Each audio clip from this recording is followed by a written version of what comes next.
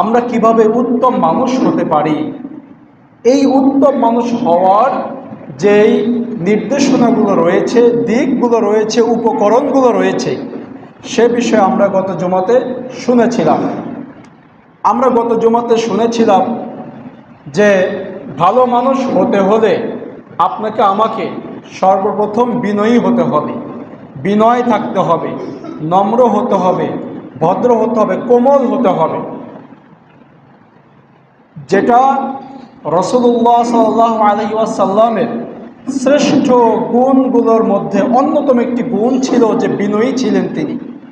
আল্লাহ সুবহানাহু ওয়া তাআলা বলেছেন, ফাবিমা রাহমাতিম মিনাল্লাহি লিনতা লাহুম, আপনি আল্লাহর রহমতে বিনয়ী হয়েছেন, কোমল হয়েছেন, নম্র হয়েছেন।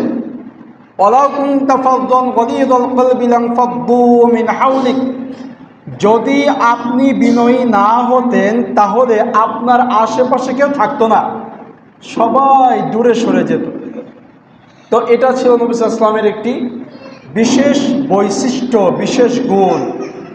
আর আপনাকে আমাকে ভালো আচরণ শিখতে হলে, উত্তম চরিত্র জানতে হলে অবশ্যই উত্তম চরিত্র নিতে হবে মুহাম্মদুর রাসূলুল্লাহ সাল্লাল্লাহু আলাইহি ওয়াসাল্লামের নিকট থেকে। কেননা আল্লাহ সুবহানাহু ওয়া তাআলা বলেছেন, লাকাদ কানা লাকুম ফি রাসূলিল্লাহি উসওয়াতুন হাসানাহ।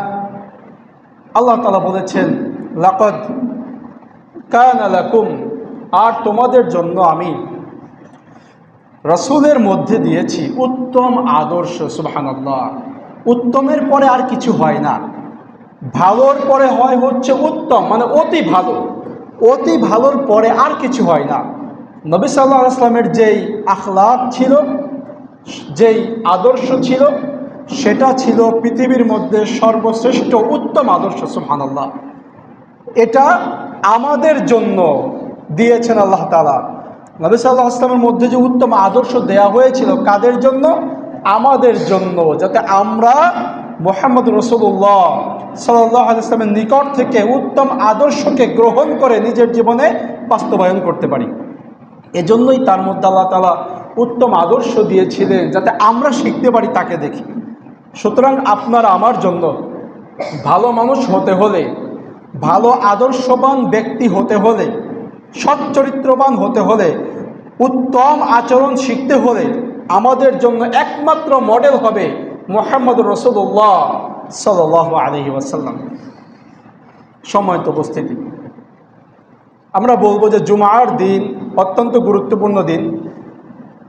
আমরা অনেক ক্ষেত্রে জুমার দিনটাকে হেলায় ফেলায় অতিবাহিত করে কাটিয়ে দিই, যে কারণে আমাদের এই মসজিদগুলোতে দেখা যায় যে যদি আমরা কিনা দুনিয়ার চাইতে আখিরাতকে বেশি মূল্যায়ন করতাম, তাহলে জুমার দিনে লোকারণ্য হয়ে যেত আজান দেওয়ারও আরও আগ থেকে।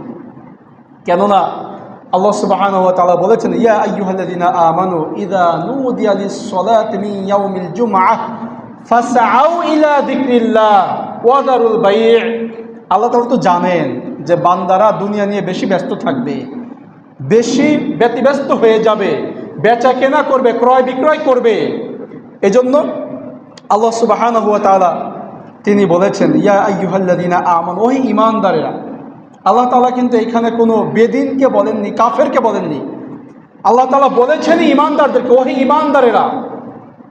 ইযা নুদিয়া লিস-সালাহ, যখন কিনা সালাতের জন্য আহ্বান করা হয়, আজান দেওয়া হয়, ডাকা হয়, মিন ইয়াউমিল জুমআহ, জুমার দিন হতে, তার মানে জুমার দিনের জুমার সালাতের আজান যখন দেওয়া হয়ে যায়, ফাসআউ ইলা যিকরিল্লাহ। ফাসআউ শব্দের অর্থ হচ্ছে যে তোমরা দৌড়াও, মানে একেবারে এত বেশি প্রতিযোগিতা করো, ওই কাজের চাইতে আর কোনো কিছুকে তুমি ওই সময়ে বেশি একটা গুরুত্ব দিবে না।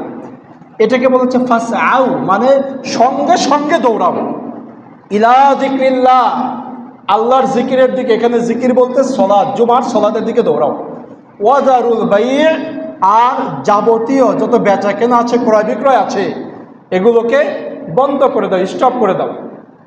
যালিকুম খায়রুল লাকুম, এটাই তোমাদের জন্য উত্তম, এটাই তোমাদের জন্য শ্রেষ্ঠ, এটাই তোমাদের জন্য ভালো, যদি তোমরা বুঝতে পারো, জানতে পারো। সুতরাং জুমার দিন আমরা একটু চেষ্টা করব যে এই ফজিলতের জন্য, আল্লাহর এই হুকুম নির্দেশ পালনের জন্য জুমার দিনে আজান হওয়ার সঙ্গে সঙ্গে যাবতীয় বেচা কেনা সব কিছু, জুমার দিনে যখন আজান হয় ওই সময়ে বেচা কিনা যাবতীয় কিছু যদি জরুরত না থাকে তাহলে সেটা বৈধ হবে না। কারণ আল্লাহ তাআলা বলেছেন, যখন জুমার আজান দেওয়া হয় বেচা কিনা বন্ধ করে দাও, ওই সময় স্টপ করতে হবে, থেমে যেতে হবে, বন্ধ করতে হবে। যদি একেবারে অতি জরুরি কোনো কিছু না হয়, আর জুমার সালাতের জন্য চলে আসতে হবে। এর পাশাপাশি হাদিসের মধ্যে জুমার দিনের অনেক ফজিলত রয়েছে, যে ফজিলতগুলো আমরা বারবারই বলি, তারপরে আমাদের যেন কেন মনে হয় যে এই ফজিলত শুনতে শুনতে একটা অভ্যাস হয়ে গেছে, অভ্যস্ত হয়ে গেছে। যেমন আমি দেখেছি যে অনেকে রয়েছে আপনার মক্কার পাশে হোটেলে শুয়ে আছে, আজান দিচ্ছে, নামাজে যাচ্ছে না, নামাজই পড়তেছে না। তার মানে ওর ওই মক্কার আজান শুনতে শুনতে অভ্যাস হয়ে গেছে, এখন আর ওটা অন্তরে ধরে না। আর আপনার আমার কি মনে চায়, যাহারে যদি একবার মক্কায় যাইতে পারি, ওই মক্কাই দিনরাত শুয়ে থাকবো, আর ওই আপনার এরিয়া থেকে বের হব না। যদি একবার মসজিদে নববীতে যেতে পারি, আর ওই এরিয়া থেকে বের হব না, ওইখানেই শুয়ে থাকবো, দরকার হয় রাত্রে রাত্রি যাপন করব। এটা হচ্ছে আপনার আমার আকাঙ্ক্ষা। অনেকের আছে মক্কা মদিনা দেখতে দেখতে 10 বার 20 বার গিয়েছে, দেখতে দেখতে এখন আর একটা অভ্যাস হয়ে গেছে, আর ওই আকর্ষণে টানে না। তা ওই রকম শরীয়তের প্রায় বিধানগুলো আমরা শুনতে শুনতে কেন যেন একটা মানে অভ্যস্ত হয়ে গেছি, আর ওইদিকে মনটা আকর্ষিত হয় না। তো জুমার দিনের যে ফজিলত, নবী সাল্লাল্লাহু আলাইহি ওয়াসাল্লাম বলেছেন, যেই ব্যক্তি কিনা জুমার দিনে পায়ে হেঁটে হেঁটে আসবে, সকালবেলায় উঠবে, সুন্দরভাবে পরিষ্কার হবে, সুগন্ধি মাখবে, এরপরে ভালো জামা কাপড় পরে দ্রুত মসজিদে চলে আসবে, ওই ব্যক্তির জন্য যতবার সে হাঁটবে প্রত্যেক কদমে কদমে 1 বছরের নফল সিয়াম, 1 বছরের নফল সলাতের সওয়াব আমলনামায় জমা হবে। সুবহানাল্লাহ। এর চাইতে ফজিলতের আর কোনো সহিহ হাদিস আছে বলে আমাদের জানা নেই। এর চাইতে ফজিলতের আর কোনো সহিহ হাদিস নফল ইবাদতের ক্ষেত্রে আছে বলে আর জানা নাই। প্রত্যেক কদমে কদমে আপনি যেই জায়গা থেকে আসবেন, প্রত্যেকবার হেঁটে আসাতে আপনার জন্য 1 বছরের নফল সালাত, 1 বছরের নফল সিয়াম, শুধু একবার চলে আসতে নয়, প্রত্যেক কদমে কদমে হবে। সুবহানাল্লাহ। এরপরেও আমাদের আগ্রহ হয় না। পাশাপাশি নবী সাল্লাল্লাহু আলাইহি ওয়াসাল্লাম বলেছেন যে জুমার দিনে যেই ব্যক্তি কিনা সর্বপ্রথম আসবে সেই ব্যক্তি উট কোরবানির সওয়াব পাবে, তারপরে যে আসবে সেই ব্যক্তি গরু কোরবানির সওয়াব পাবে, তারপরে যে আসবে সেই ব্যক্তি দুম্বা কোরবানির সওয়াব পাবে, তারপরে যে আসবে সেই ব্যক্তি মুরগি দান করার সওয়াব পাবে। মুরগি কিন্তু কোরবানি হয় না, বুঝতে পেরেছেন কিনা? তারপরে যে আসবে সেই ব্যক্তি ডিম দান করার সওয়াব পাবে, নেকি পাবে। যখন কিনা মেম্বারে আপনার আলোচক বা ইমাম খতিব উঠে যাবেন, ওই সময় মালাইকাগণ ফেরেশতারা ওই দফতর বন্ধ করে দিয়ে আলোচনা শোনার জন্য তারা স্থির হয়ে থাকবে। তো জুমার দিনের এই যে ফজিলত, কোনো হাটে যাওয়া লাগলো না, তারপরে হাটে গিয়ে গরুর পেছনে ঘোরা লাগলো না, ব্যাপারীর পেছনে ঘোরা লাগলো না, টাকা পয়সা লাগলো না, ঘাম ঝরলো না, কোনো টেনশন নাই, শুধু আগে আসবেন আর উট কোরবানির সওয়াব নিয়ে যাবেন। সুবহানাল্লাহ। আল্লাহ তাআলা কত বড় সুযোগ রেখে দিয়েছে বলেন। আমাদের দুনিয়ার চাইতে আখিরাতের প্রতি আগ্রহটা একেবারেই কম, যে কারণে আমরা এই নেকিগুলো নেওয়ার ক্ষেত্রে আগ্রহী নই। অথচ বিষয়টা এমন হওয়া দরকার ছিল যে কে কার আগে আসতে পারে, এই প্রতিযোগিতাটা হওয়া দরকার ছিল। আমরা তো আখিরাতকে চাই না, আমরা চাই দুনিয়াকে, যে জন্য এই প্রতিযোগিতা আমাদের মধ্যে একেবারেই সীমিত, নাই বললেই চলে। আমাদের একজন স্যার ছিলেন, আলাউদ্দিন স্যার, তাকে দেখতাম যে তিনি চলে আসতেন 10:30টায়, 10টায়। কেন? যাতে তার আগে কেউ আসতে না পারে। আপনারাও আসেন, অনেকেই আপনারা আসেন, আলহামদুলিল্লাহ। তো এই যে একটা ভেতরে ইবাদতের ক্ষেত্রে আগ্রহ, প্রতিযোগিতা, নেকি রূপে নেওয়ার যে আগ্রহ, প্রতিযোগিতা, এই প্রতিযোগিতাটাকে আল্লাহ ভালোবাসেন। প্রিয় ভাইদের জন্য আমরা চেষ্টা করব জুমার দিনে যাতে আমরা এই ফজিলতগুলোকে অন্তরে গেঁথে নিয়ে দ্রুতই জুমার সালাতে আসতে পারি এবং এই নেকিগুলোকে অর্জন করতে পারি। আল্লাহ তাআলা সেটা দান করুন, আল্লাহুম্মা আমিন। পাশাপাশি যেটা বলছিলাম যে উত্তম আদর্শ, যেটা আমাদের মূল বিষয় ছিল, উত্তম আদর্শের ক্ষেত্রে আপনার আমার রোল মডেল হচ্ছে মুহাম্মদ রাসূলুল্লাহ সাল্লাল্লাহু আলাইহি ওয়াসাল্লাম। তিনি ছিলেন বিনয়ী, তিনি ছিলেন নম্র, তিনি ছিলেন ভদ্র, তিনি ছিলেন একেবারে কোমল। এবং আয়েশা রাদিয়াল্লাহু আনহাকে নবী সাল্লাল্লাহু আলাইহি ওয়াসাল্লাম বলেছেন যে, হে আয়েশা শোনো, আলাইকি বিরিফক, তুমি তোমার জন্য নম্রতাকে, কোমলতাকে বাধ্য করে নাও যে তুমি নম্রই থাকবে, কখনো নম্রতার বাইরে যাবে না। ওয়া ইয়াকি ওয়াল আনফ ওয়াল ফাহশা, আর তুমি নিজেকে যাবতীয় নির্লজ্জতা থেকে, যাবতীয় একেবারে কঠোরতা থেকে, কঠিন হওয়া থেকে বাঁচিয়ে রাখো। আর নম্রতাকে, ভদ্রতাকে নিজের জন্য ফরজ করে নাও, বাধ্য করে নাও যে আমি নম্রই থাকবো, কখনো নম্রতার সীমারেখাকে লঙ্ঘন করব না। আমাদের গত জুমার ভালো আচরণ শিখার ক্ষেত্রে আরেকটা বিষয় ছিল হচ্ছে লজ্জাশীল হওয়া। আমরা বলেছিলাম যে যেই ব্যক্তি কিনা লজ্জাশীল, সেই ব্যক্তির দ্বারাই ভালো হওয়া সম্ভব। আর যেই ব্যক্তি লজ্জাশীল নয়, সেই ব্যক্তি যে কোনো কিছুই সংগঠিত করতে পারে। নবী সাল্লাল্লাহু আলাইহি ওয়াসাল্লাম এটাই বলেছেন যে ইযা লাম তাস্তাহি ফাসনা মা শি'তা, যখন তোমার মধ্যে হায়া থাকবে না, লজ্জা থাকবে না, তখন তুমি যা মনে চায় তাই করতে পারো। আপনি দেখেন, আমরা রাস্তা দিয়ে যাওয়া আসার সময় দেখি যে অনেক ইয়াং যুবক ছেলেরা সিগারেট খাচ্ছে, লজ্জা নাই বিধায় সিগারেট খাচ্ছে। এরপরে আজান দিচ্ছে, দোকানে, বাজারে, হাটে দেখা যায় যে অনেকে বসে চা খাচ্ছে, গল্প করছে, আড্ডাবাজি করছে। এটা কি কারণে করছে? তার মধ্যে লজ্জা নাই। আল্লাহর পক্ষ থেকে আহ্বান করছে মুয়াজ্জিন, তার মধ্যে লজ্জা নেই, হায়া নেই। এটার প্রমাণই হচ্ছে যে সে নামাজে না গিয়ে তখনও বসে আছে নির্লজ্জের মতো। আমরা অনেক জায়গায় দেখি যে মানুষ অহরহ আশপাশ দিয়ে যাচ্ছে, বসে বসে দোকানপাটে জুয়া খেলছে, তার মধ্যে কি নেই? তার মানে লজ্জা নেই। লজ্জা হচ্ছে আল হায়া মিনাল ঈমান, লজ্জা হচ্ছে ঈমানের একটি অংশ। যার মধ্যে লজ্জা নেই, ওই ব্যক্তির মধ্যে ঈমান নেই। সুতরাং লজ্জাশীলতা এটা হচ্ছে ভালো আচরণের আরেকটা উপকরণ, মাধ্যম। ভালো আচরণশীল হওয়ার, উত্তম ব্যক্তি হওয়ার একটা মাধ্যম হচ্ছে আপনার আমার মধ্যে কি থাকা লাগবে? লজ্জাশীলতা থাকা লাগবে। তো এই দুইটা গুণ নিয়ে আমরা গত জুমাতে আলোচনা করেছিলাম। এক নম্বর হচ্ছে ভালো আচরণশীল হওয়ার ক্ষেত্রে বিনয়ী হতে হবে, দুই নম্বর হচ্ছে লজ্জাশীল হতে হবে। এরপরে আজকে আরেকটি গুণ ইনশাআল্লাহ আলোচনা করব, সেটা হচ্ছে যে ভালো আচরণশীল হওয়ার ক্ষেত্রে আপনাকে আমাকে রাগ সংবরণ করতে হবে।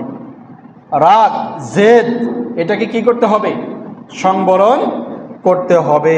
আমরা অনেক সময় এমন আছি যে নামাজি ব্যক্তি, রোজাদার ব্যক্তি, হাজি সাহেব, তিনি নফল ফরজগুলো যথাযথভাবে আদায়ে সচেষ্ট, কিন্তু হঠাৎ করে তার সামনে যদি অনাকাঙ্ক্ষিত কিছু ঘটে যায়, সে রাগটাকে সংবরণ করতে পারে না, চেক দিতে পারে না। যেই ব্যক্তি রাগটাকে সংবরণ করতে অক্ষম, সেই ব্যক্তি উত্তম আচরণশীল হতে পারে না। উত্তম আচরণশীল হতে হলে রাগটাকে কি করতে হবে? নিয়ন্ত্রণ করতে হবে, কন্ট্রোল করতে হবে, রাগটাকে সংবরণ করতে হবে। আল্লাহ তাআলা এই গুণটার কথাও বলেছেন। আল্লাহ সুবহানাহু ওয়া তাআলা বলছেন, ওয়াসারিউ ইলা মাগফিরাতিন মির রাব্বিকুম ওয়া জান্নাতিন আরদুহাস সামাওয়াতু ওয়াল আরদ উইদ্দাত লিল মুত্তাকিন। ওয়াসারিউ, তোমরা দৌড়াও, কি করো? দৌড়াও, প্রতিযোগিতা করো। ইলা মাগফিরাতিন মির রাব্বিকুম, তোমাদের রবের নিকট থেকে ক্ষমা নেওয়ার ক্ষেত্রে তোমরা দৌড়াতে থাকো, প্রতিযোগিতা করতে থাকো। কে কার আগে আল্লাহর নিকট থেকে নিজের ক্ষমাটাকে নিয়ে নেবে, এই প্রতিযোগিতা করো। আর প্রতিযোগিতা করো ওয়াজান্নাতিন আরদুহাস সামাওয়াতু ওয়াল আরদ, ওই জান্নাতের জন্য তোমরা দৌড়াতে থাকো, প্রতিযোগিতা করতে থাকো বান্দা, যেই জান্নাতের ব্যবধান হচ্ছে, দৈর্ঘ্য হচ্ছে আসমান আর জমিন সমান ব্যবধান। সুবহানাল্লাহ। আসমানে কি আপনি আমি গিয়েছি? যাওয়া যায়? কি মনে করেন যে প্রথম আসমানে যাওয়া যায়? রকেট দিয়ে যাওয়া যায়? যাওয়া সম্ভব নয়। না কি মনে হয় যে আমরা আস্তে আস্তে প্লেন দিয়ে উঠলে, রকেট দিয়ে উঠলে যাইতে পারবো? আসমানে যাওয়া সম্ভব নয়, আমার আপনার জন্য সম্ভব নয়, দুনিয়ার কোনো মানুষের জন্য সম্ভব নয়। আল্লাহ তাআলা বলছেন, বান্দা আসমান আর জমিনের সমান এত ব্যবধানে তোমাকে একটা জান্নাত দেওয়া হবে, ওই জান্নাতের জন্য তুমি দৌড়াতে থাকো, প্রতিযোগিতা করতে থাকো। সুবহানাল্লাহ। জান্নাতে যেতে হলে আল্লাহর পক্ষ থেকে আগে কি পাওয়া লাগবে? ক্ষমা পাওয়া লাগবে। এজন্য আল্লাহ তাআলা বলেছেন, ওয়াসারিউ ইলা মাগফিরাতিম মির রাব্বিকুম, তোমাদের রবের পক্ষ থেকে আগে তোমরা নিজেরা মাফ পাওয়ার জন্য, ক্ষমা পাওয়ার জন্য প্রতিযোগিতা করো। আগে ক্ষমা পেতে হবে, তারপরে আশা রাখতে হবে যে আমি ওই জান্নাতে যাব, যেই জান্নাতের পরিধি হচ্ছে আসমান জমিনের ব্যবধান। সুবহানাল্লাহ। ওই জান্নাতটা আল্লাহ কাদের জন্য রেডি করে রেখেছেন? উইদ্দাত লিল মুত্তাকিন, যারা মুত্তাকি হবে তাদের জন্য। এবার আসেন, আপনি আমি মুত্তাকি আছি কিনা এইটা একটু আমরা দেখব। মুত্তাকিদের কি বৈশিষ্ট্য আল্লাহ তাআলা বলছেন? আল্লাহ তাআলা মুত্তাকিদের বৈশিষ্ট্যের পরেই বলছেন, আল্লাযীনা ইউনফিকুনা ফিস সাররাই ওয়াদ দাররাই ওয়াল কাযিমিনাল গায়য। আল্লাহ তাআলা বলছেন, আল্লাযীনা ইউনফিকুনা ফিস সাররা ওয়াদ দাররা, যারা কিনা সচ্ছল অসচ্ছল উভয় অবস্থায় আল্লাহর রাস্তায় দান করে, তারা হচ্ছে মুত্তাকি। তারা কি ভাই? মুত্তাকি। যারা সচ্ছল অবস্থায়ও আল্লাহর রাস্তায় দান করে, অসচ্ছল অবস্থায়ও আল্লাহর রাস্তায় দান করে, তারা হচ্ছে মুত্তাকি। তাদের জন্য রয়েছে ক্ষমা, তাদের জন্য রয়েছে আসমান জমিন ব্যবধানের জান্নাত। সুবহানাল্লাহ। যারা কি করবে? যারা সচ্ছল অসচ্ছল দুই অবস্থায় দান করবে। তার মানে আপনার কাছে 1 লক্ষ টাকা আছে, আপনি 1000 টাকা দান করলেন, এটা হচ্ছে সচ্ছল অবস্থায় দান করা। সচ্ছল অবস্থায় কি দান করা।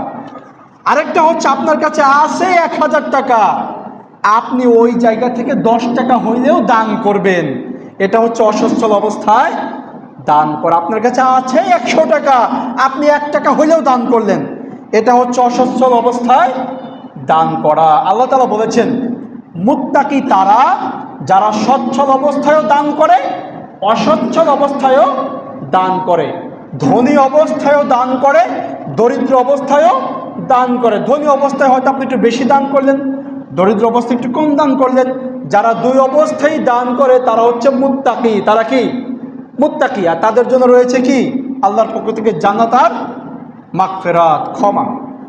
এরপর আল্লাহ তাআলা মুত্তাকিদের আরেকটা বৈশিষ্ট্য বলছেন, সেই বৈশিষ্ট্যটা হচ্ছে ওয়াল কাযিমিনাল গায়জ, যারা নিজের রাগটাকে সংবরণ করে, কন্ট্রোল করে।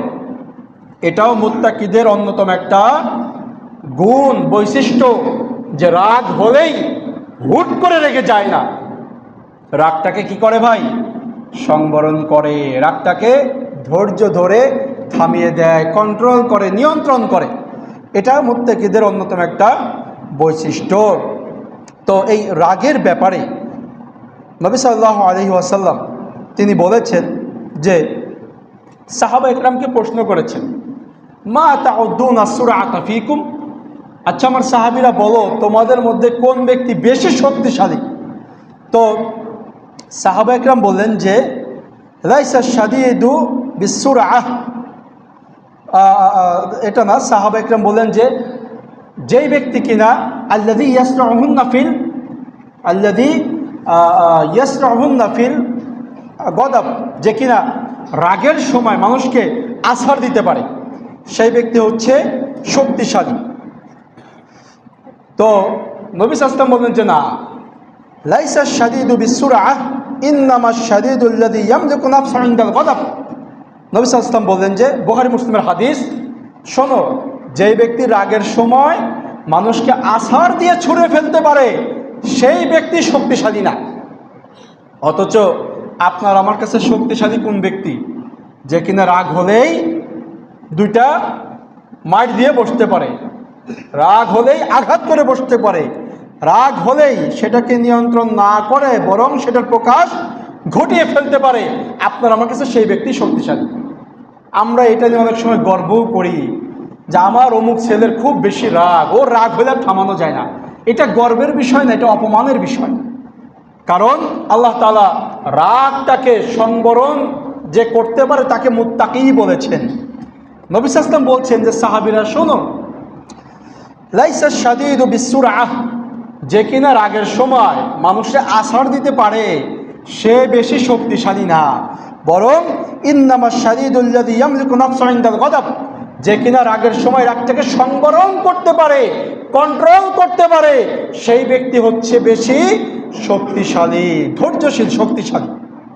আপনি চিন্তা করেন, আপনি রমজান মাস সিয়াম আছেন, রোজা আছেন, এমন সময় আপনাকে কেউ রাগিয়ে দিল বা রিক্সাওয়ালার সাথে ভাড়া নিয়ে দুইটা কথা কাটাকাটি হয়ে গেল, ওই সময় রিক্সাওয়ালার গায়ে হাত তোলাটা বেশি সহজ না হাত না তুলে রাগটাকে নিয়ন্ত্রণ করা বেশি কঠিন? কোনটা? রাগটাকে কন্ট্রোল করা বেশি কঠিন, দুরূহ ব্যাপার।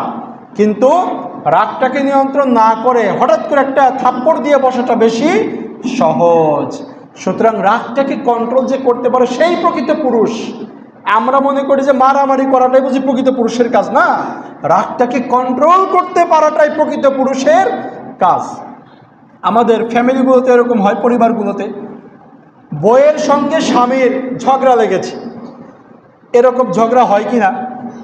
জীবনেও বিয়ের পরে পর্যন্ত ঝগড়া হয় না এরকম কোনো ব্যক্তি মনে হয় নাই। ঝগড়া হয়েছেই, কতবার যে হয়েছে ওটা ক্যালকুলেটরকে হিসাব করে বলতে পারবে না।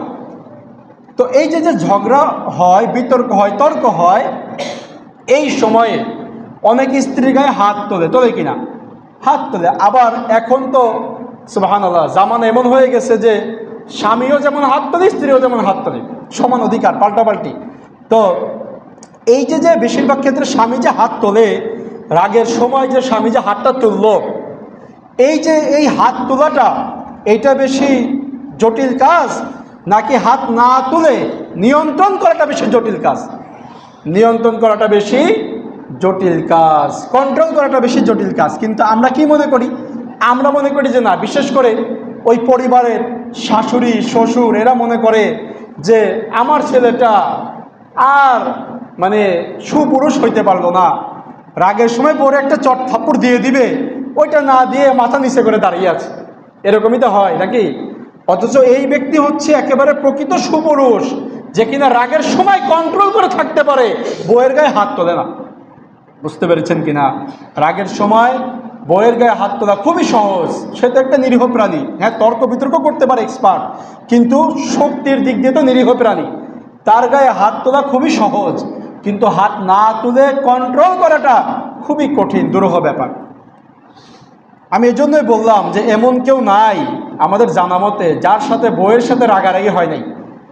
এমনকি মুহাম্মদ রাসূলুল্লাহ সাল্লাল্লাহু আলাইহি ওয়াসাল্লাম তিনি স্ত্রীর সঙ্গে মৌন মালিন্যতার কারণে স্ত্রীর সঙ্গে তিনি বোঝাপড়ায় অন্যরকম একটু ঘটার কারণে বেশ কয়েকদিন, 1 মাসের উপরে তিনি কথা না বলেছিলেন।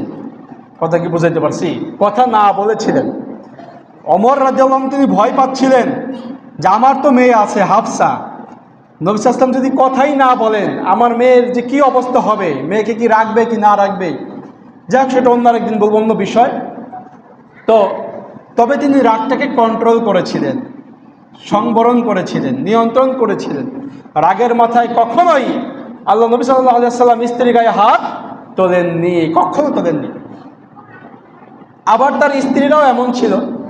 নবী সাল্লাল্লাহু আলাইহি ওয়াসাল্লাম বলছেন যে আয়েশা, আমি কিন্তু বুঝতে পারি যে কখন তুমি আমার উপরে রেগে যাও। তা আয়েশা রাদিয়াল্লাহু আনহা বলছেন যে আপনি কিভাবে বোঝেন? তিনি হেসে দিয়েছেন, আপনি কিভাবে বোঝেন যে আমি আপনার উপর রাগ করি? নবী সাল্লাল্লাহু আলাইহি ওয়াসাল্লাম বলছেন যে আমি জানি যখন তুমি রাগ করো তখন তুমি বলো যে ইব্রাহিম আলাইহিস সালামের আল্লাহ আমাদের উপর রহম করুন। আর যখন রাগ না করো তখন বলছে মোহাম্মদ সাল্লাল্লাহু আলাইহি ওয়াসাল্লামের আল্লাহ আমাদের উপর রহম করুন। তাদের রাগ থেকেও কতটা শিক্ষণীয় বিষয় ছিল প্রিয় ভাইরা। আর মাশাআল্লাহ আমাদের যদি রাগ হয় মনে হবে যে এক একজন গালাগালির উপরে পিএইচডি করা, কারো গালাগালি আর শেখাই বাকি নাই। তখন ভিতরে আসল রূপটা ফুটে ওঠে যে কে কত বড় দিনদার পরহেজগার, কে কত বড় আল্লাহওয়ালা। এটা বোঝা যাবে কখন? রাগের সময়। বোঝা যাবে কখন? রাগের সময়। এজন্য একটা কথা আছে যে সফরে বন্ধু চেনা যায়, সফরে বন্ধু চেনা যায়। কারণ সফরে কষ্ট হয় বেশি, রাগও থাকে বেশি, ওই সময় মুখ দিয়ে ফসকে যে কোনো কথা বের হয়ে যাইতে পারে। সুতরাং রাগটাকে নিয়ন্ত্রণ করা। এজন্য আমরা বলবো যে স্ত্রীর সঙ্গে রাগারাগি হয়েছে, আপনার মা সে যদি রেফারি হিসাবে চায় যে বোরগায় একটা হাত তুলেই দেখ, আপনি হাত তুলবেন না। হাত যদি তোলেন তাহলে আর সুপুরুষ থাকলেন না, কাপুরুষ হয়ে গেলেন।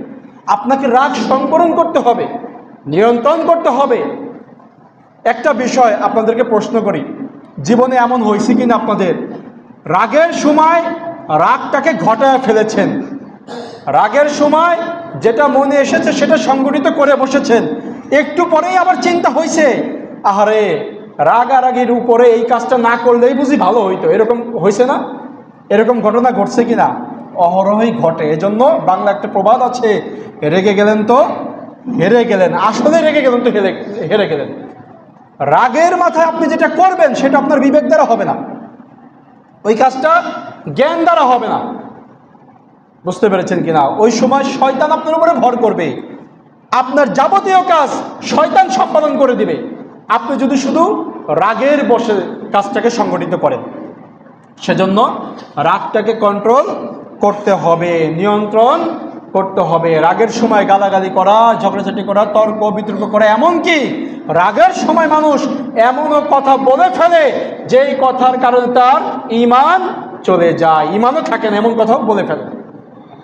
তর্ক বিতর্ক হয়েছে কোরআন হাদিস নিয়ে, আরেকজনের সাথে এমন একটা কথা বলে ফেলেন রাগের সময় আপনার ঈমানই চলে গেছে।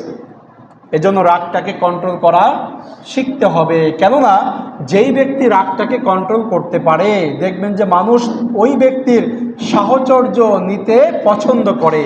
আর যেই ব্যক্তি রাগী বদমেজাজি, ওই ব্যক্তির আশেপাশে কোনো মানুষ সহজে থাকে না, তার থেকে দূরে দূরে অবস্থান করে। এজন্য ভাই রাগটাকে কি করা লাগবে? কন্ট্রোল করতে হবে। আবু হুরায়রা রাদিয়াল্লাহু আনহু থেকে বর্ণিত হাদিস যে আন্না রাজুলান ক্বালা লিন নবী সাল্লাল্লাহু আলাইহি ওয়াসাল্লাম আউসিনি, একজন ব্যক্তি নবী সাল্লাল্লাহু আলাইহি ওয়াসাল্লামকে বলল যে আউসিনি, আমাকে কিছু নসিহা করেন, আমাকে কিছু উপদেশ দেন। নবী সাল্লাল্লাহু আলাইহি ওয়াসাল্লাম বলেন যে ক্বালা লা তাগদাব, তুমি রাগ করো না। ফারাদ্দা যালিকা মিরারান, ওই ব্যক্তি বারবার এই কথা জিজ্ঞাসা করলো, কয়েকবার জিজ্ঞাসা করলো যে হে আল্লাহর রাসূল সাল্লাল্লাহু আলাইহি ওয়াসাল্লাম, আমাকে আপনি উপদেশ দেন, কোন জিনিসটা আমি সম্পাদন করলে আমার জন্য ভালো হবে, আপনি আমাকে উপদেশ দেন।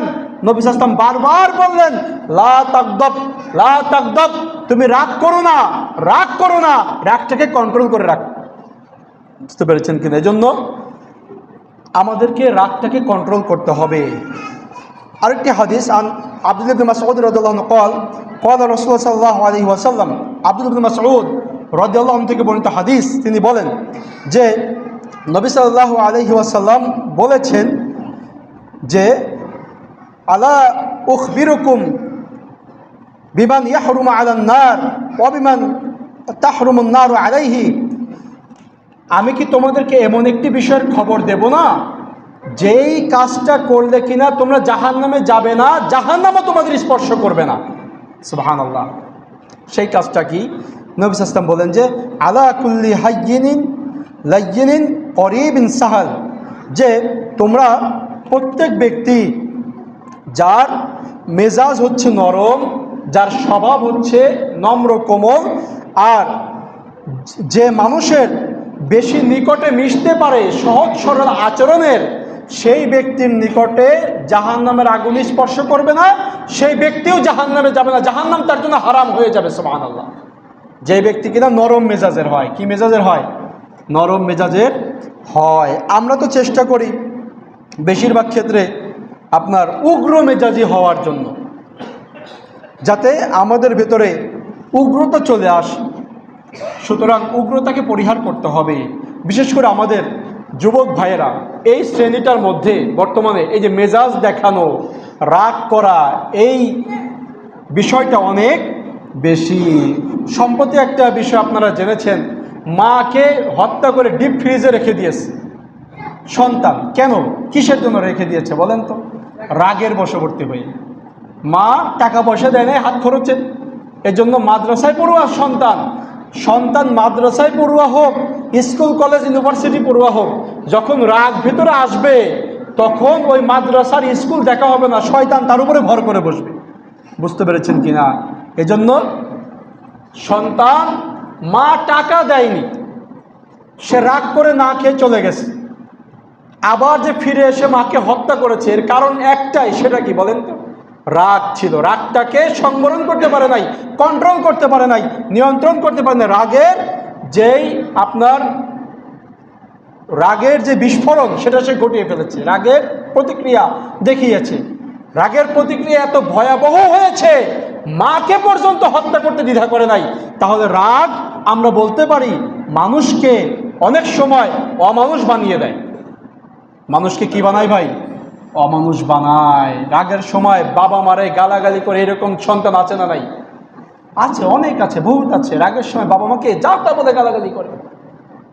সুতরাং রাগ হলে মানুষের মানুষ থাকে না, সে তখন নিজের কন্ট্রোলে থাকে না। যাতে করে সে নিজের কন্ট্রোলে থাকে, এজন্য নবী সাল্লাল্লাহু আলাইহি ওয়াসাল্লাম বলেছেন যে রাগ হলে পরে তোমরা বলবে আউযু বিল্লাহি মিনাশ শাইতানির রাজিম, আমি বিতাড়িত শয়তান থেকে আল্লাহর নিকট আশ্রয় চাই, কারণ আমি তো এখন রেগে গেছি, শয়তান আমার উপরে এখনই ভর করে বসবে। যদি তাতেও কাজ না হয়, তাহলে দাঁড়িয়ে থাকলে বসে যাবে। দাঁড়িয়ে থাকলে কি করবে? বসে যাবে। যদি তাতেও কাজ না হয়, তাহলে শুয়ে পড়বে। কি করবে? এর অর্থ হচ্ছে এই, শুধু বসা আর শোয়াই নয়, এর অর্থ হচ্ছে অবস্থানকে উল্টে দিবে।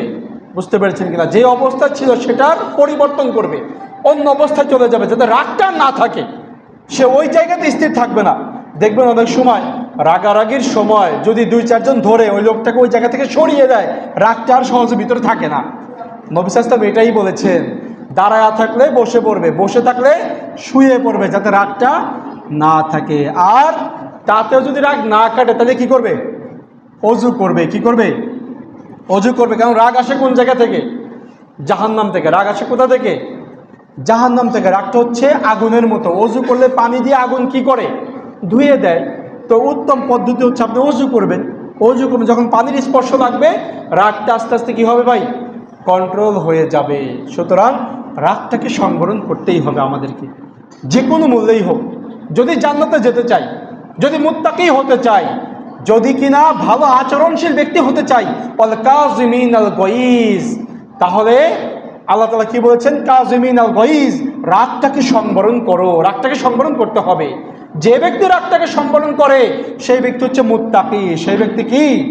মুত্তাকি। সুতরাং আপনার আমার রাগটাকে সংবরণ করতে হবে, যাতে বিন্দুমাত্র রাগ আপনার আমার মধ্যে না থাকে। তো ভালো মানুষ হওয়ার জন্য, ভালো আচরণশীল ব্যক্তি হওয়ার জন্য আমরা গত জুমা থেকে এই জুমা পর্যন্ত যেই 3টা পয়েন্ট উল্লেখ করেছি, তার মধ্যে 1 নম্বর ছিল হচ্ছে বিনয়ী হওয়া। কি ছিল ভাই বলেন তো?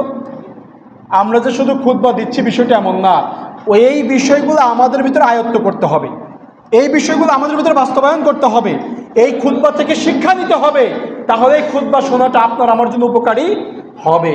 তো 1 নম্বর বিষয় হচ্ছে, ভালো মানুষ হওয়ার জন্য আপনাকে আমাকে কি হওয়া লাগবে? বিনয়ী হওয়া লাগবে। কি হওয়া লাগবে ভাই? বিনয়ী হওয়া লাগবে। 2 নম্বর হচ্ছে, ভালো ব্যক্তি হওয়ার জন্য আপনাকে আমাকে লজ্জাশীল হতে হবে। কি হতে হবে? লজ্জাশীল হতে হবে। এই প্রত্যেকটার উপরে দীর্ঘ আলোচনা রয়েছে। এই প্রত্যেকটা অত্যন্ত গুরুত্বপূর্ণ বৈশিষ্ট্য একজন ইমানদার ব্যক্তির জন্য।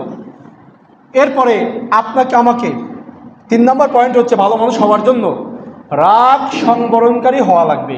কি হওয়া লাগবে? রাগ সংবরণকারী হওয়া লাগবে। আপনি এই 3টা জিনিস এখন থেকে প্র্যাকটিস করেন, ইনশাআল্লাহ শুরু করে দেন, দেখবেন যে ইনশাআল্লাহ আপনার জীবনের অর্ধেক সমস্যা দূর হয়ে যাবে ইনশাআল্লাহ। এই 3টা জিনিস শুধু প্র্যাকটিস করেন, বাড়িতে, হাটে বাজারে, দোকানপাটে, ব্যবসা বাণিজ্যে, চাকরি ক্ষেত্রে, সমস্ত জায়গায় বিনয়ী হন, লজ্জাশীল হন, আর হচ্ছে আপনার রাগটাকে সংবরণকারী হন।